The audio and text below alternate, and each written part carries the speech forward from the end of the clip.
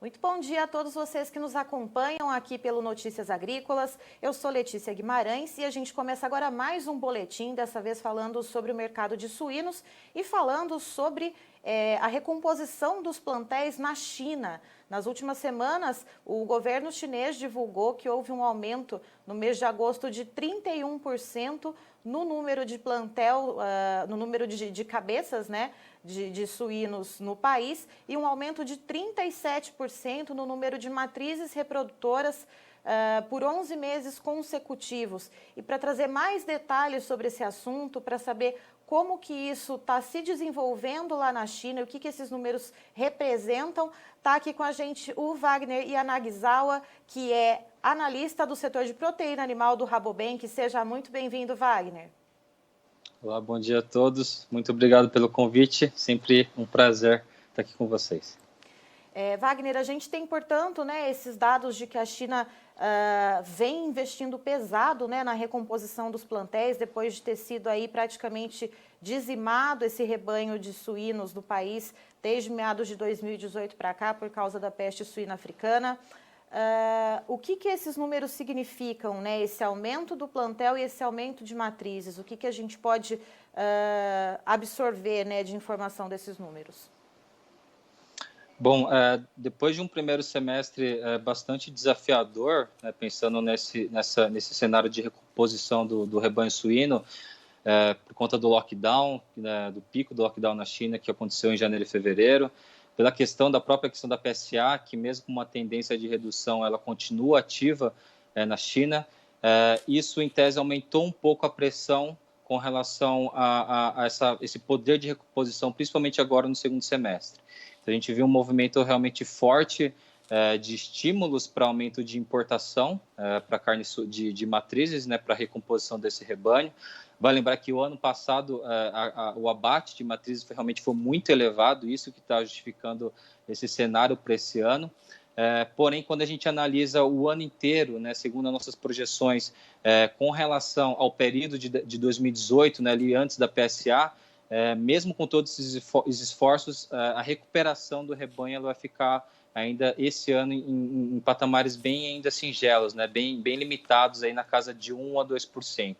Recomposições mais fortes vão acontecer nossas projeções a partir do ano que vem, até por conta das importações das matrizes que estão acontecendo agora, já vão começar a ter reflexo já a partir do próximo ano, e aí então uma expectativa de recuperação mais pungente aí e contínua a partir do ano que vem, até a recuperação total aí nos patamares que a gente está jogando ali perto dos níveis pré-PSA apenas em 2024 e 2025.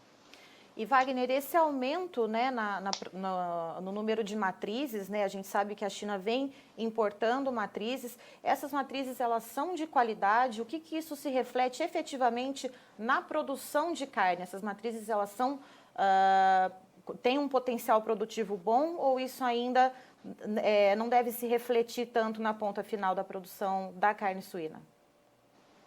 Bom, ao mesmo tempo que a gente vê que a oferta disponível de carnes de suíno hoje para exportação para a China ela está bastante limitada, isso acaba se refletindo também no número de matrizes disponíveis para importação. Mesmo com os estímulos, com o aumento de demanda, a gente vê que a qualidade ela é um pouco aquém do que a China estava esperando. Mas pensando nesse processo de recuperação, onde eles precisam realmente desse acréscimo de matrizes para ter uma capacidade de recuperação de rebanho mais forte, eles realmente estão importando o que conseguem para continuar nesse planejamento.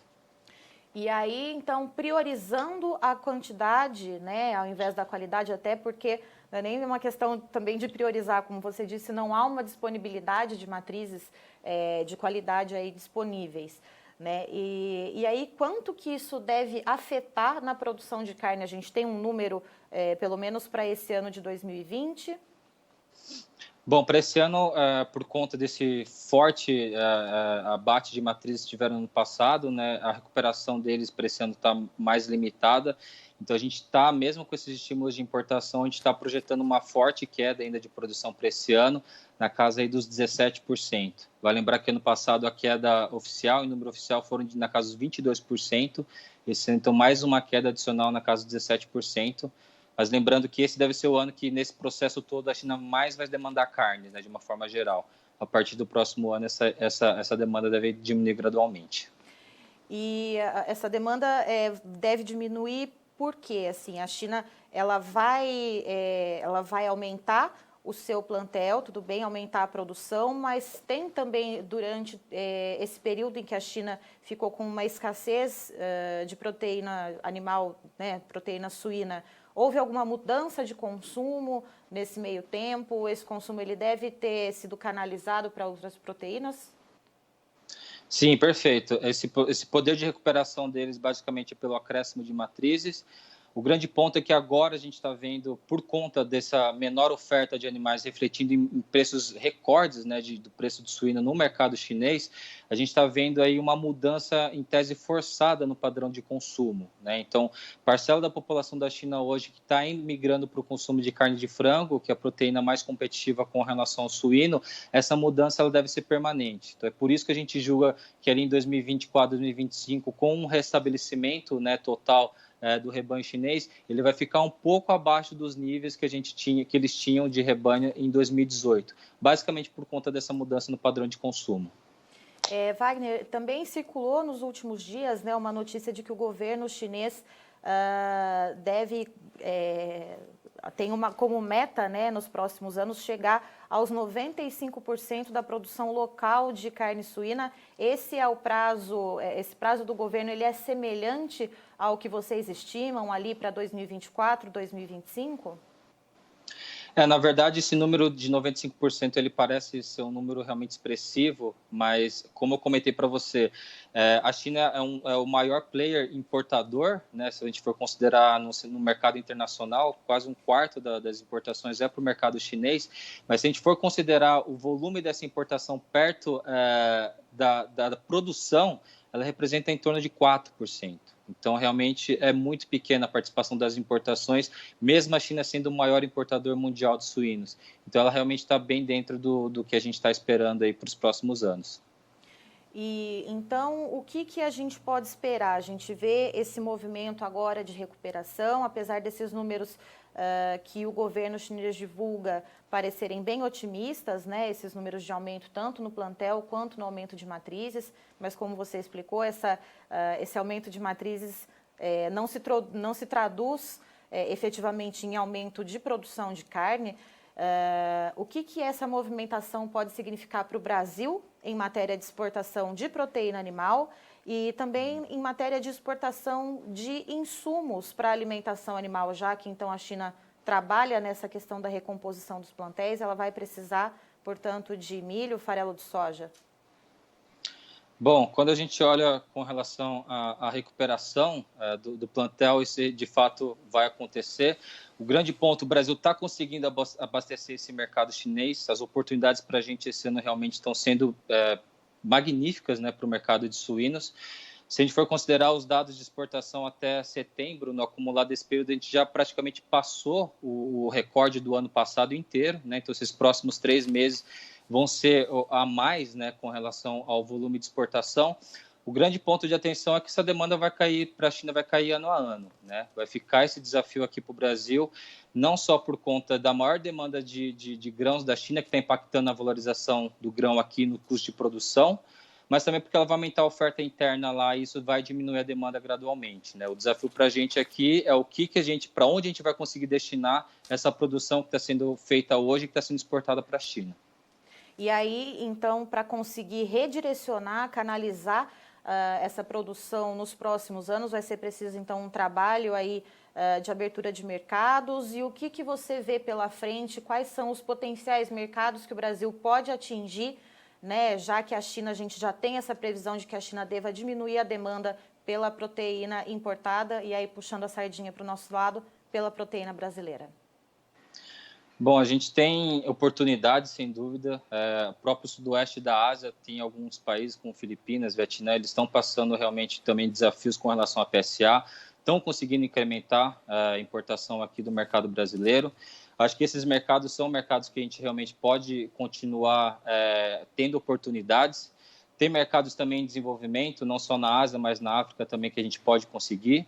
mas o grande ponto mesmo é a questão de preço, né? Se a gente for considerar o preço no mercado internacional, o Brasil está ofertando um preço realmente bastante competitivo. Até essa questão da desvalorização cambial esse ano é um atrativo a mais, então isso pode ajudar a gente nesse cenário aí de conseguir incrementar as exportações, não só para os mercados que a gente está acessando, mas também para novos mercados.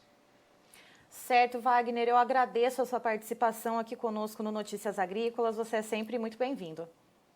Eu que agradeço o convite, é sempre um prazer e até a próxima. Obrigado a todos.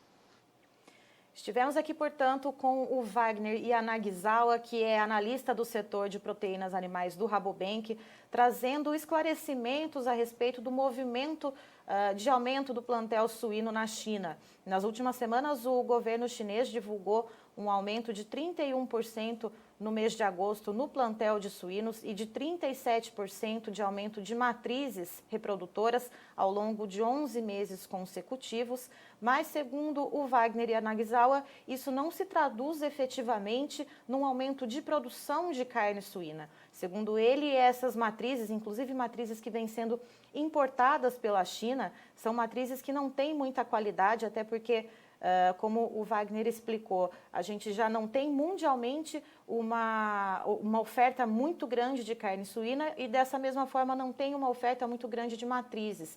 Então, as matrizes que estão indo para a China são matrizes de qualidade inferior e, sendo assim, elas não são tão produtivas. Então, de acordo com o Wagner, o Rabobank, ele projeta para esse ano de 2020, ainda que o governo chinês divulgue esses dados de aumento de plantel e de matrizes reprodutoras, Rabobank projeta uma diminuição de 17% a menos no volume de carne produzida em solo chinês. Lembrando que no ano passado, de 2019, houve uma redução de 22% na produção de carne suína chinesa. Então, a China segue sendo aí dependente das importações de carne suína. Entretanto, o Wagner faz uma ressalva que a partir de 2021, essas matrizes que vêm sendo importadas em grande quantidade pela China, elas vão começar a ficar aptas a produzir e, a partir de 2021 até 2024, 2025, a dependência das importações de carne suína pela China vai diminuir, ou seja, os países que exportam a carne suína para a China, e aí a gente fala aqui do Brasil, que tem vivido um momento excelente nas exportações de carne suína puxados pela China, vão começar a ficar com mais produto na mão, porque a China vai diminuir a demanda.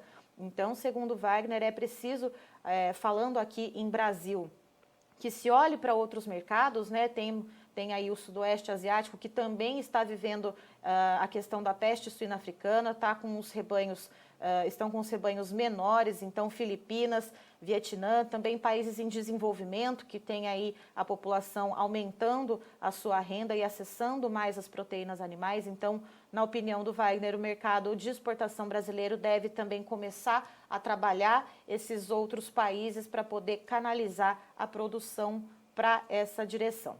Eu finalizo por aqui, eu sou Letícia Guimarães e daqui a pouquinho você tem mais informações aqui no Notícias Agrícolas. Não sai daí.